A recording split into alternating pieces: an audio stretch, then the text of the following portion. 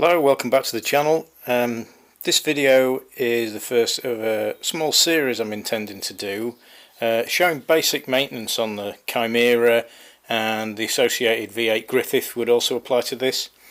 So this first video is about doing the disposable electrical items, I suppose you would call them, so things like plugs, plug leads, distributor cap, rotor arm, that kind of thing. Now we're going to start with spark plugs and leads. These leads on the TVR have the dreaded plug extender. I'll pull one off and show you what they look like.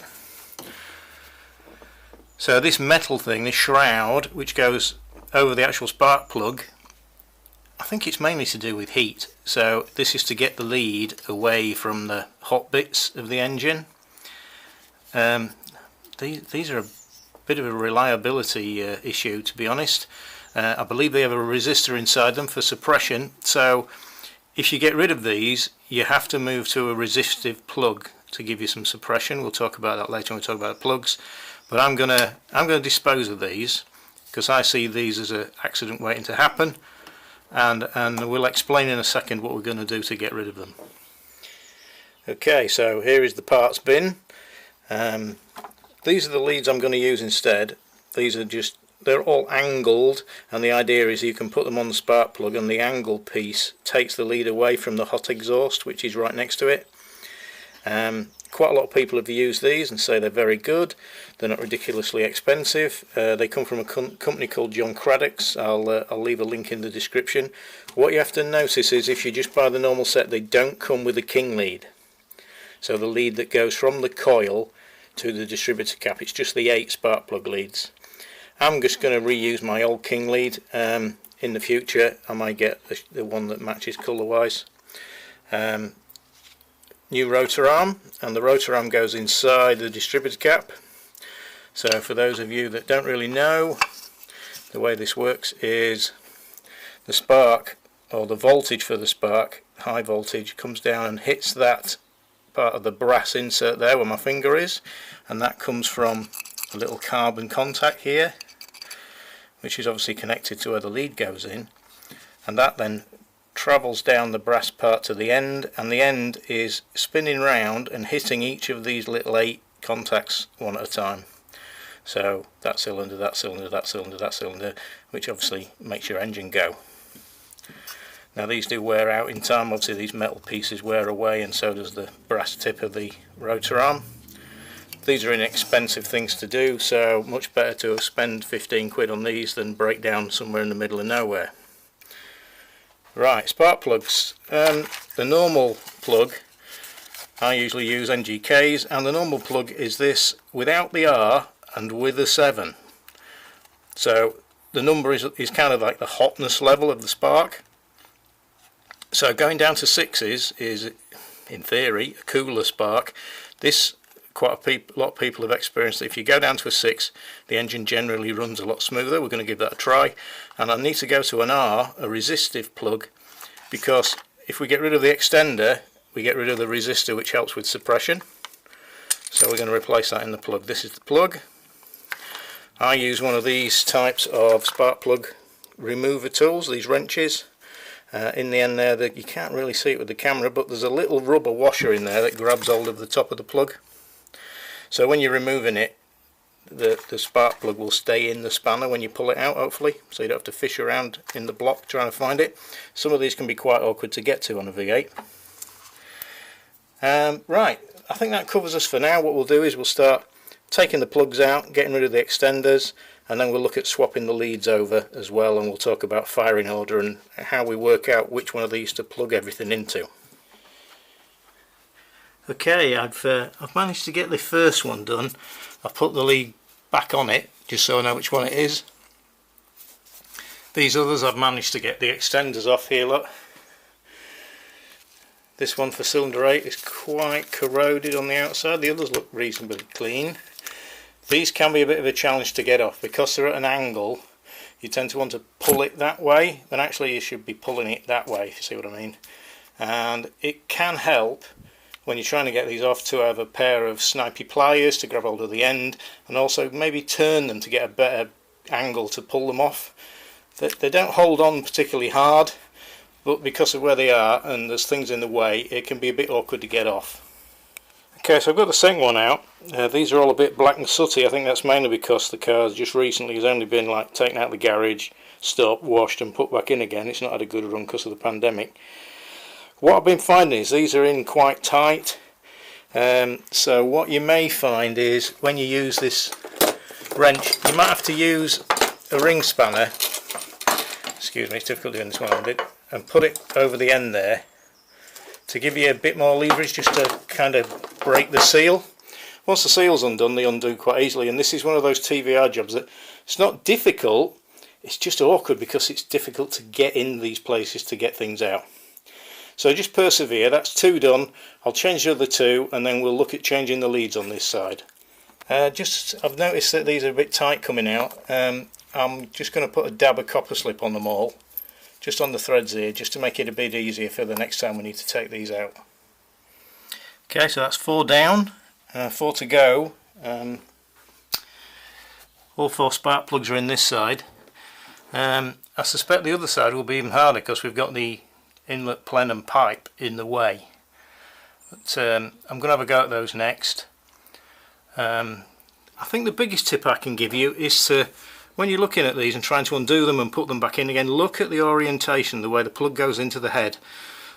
These 2 middle ones are like that and like that, but most of them are on an angle. They're not straight into the block, they kind of go down and in at an angle.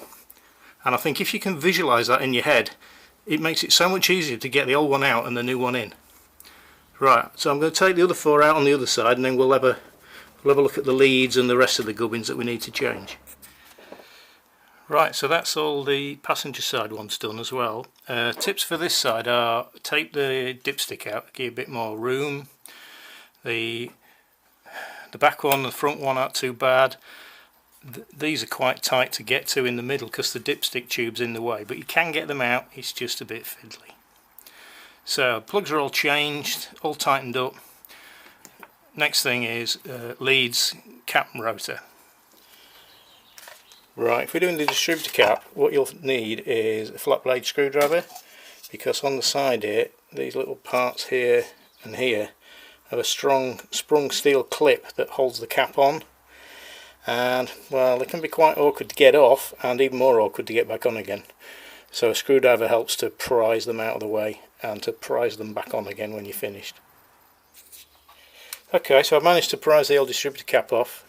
What you'll notice on my cap is I've numbered where all the leads go. I think this is the most difficult bit to remember when changing stuff like this, because the engine is fairly easy. Driver side 2468, passenger side 1357. They're the cylinder numbers. That's easy to remember, not so much which way they go on the distributor cap.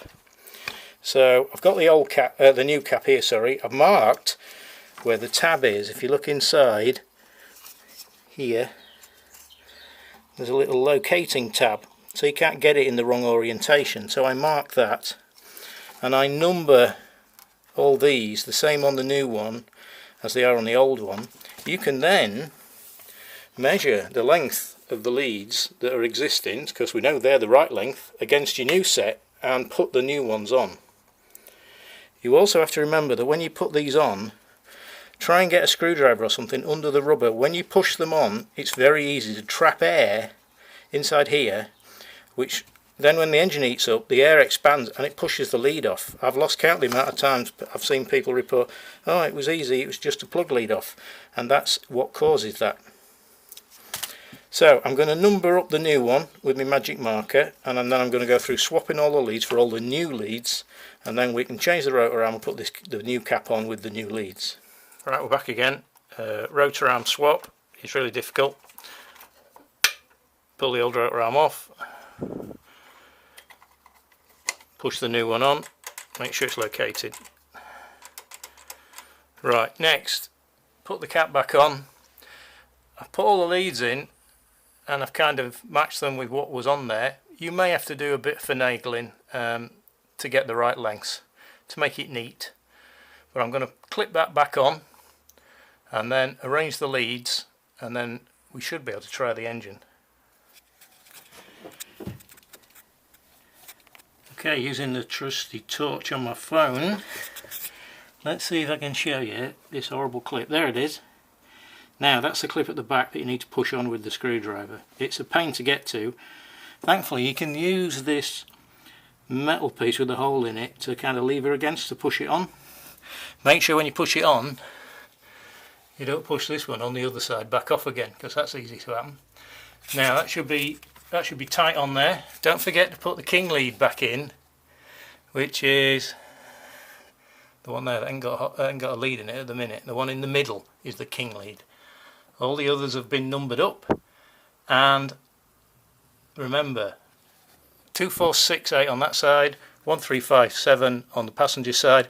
So just connect all the leads onto the spark plugs and then we can try the engine. Right, so we're all finished. All the leads are on. Across there to the other side. My idea didn't work so well. I did have to do some changes. Some of the leads were too short and I had to swap them. It's not as intuitive as you think it is, apparently.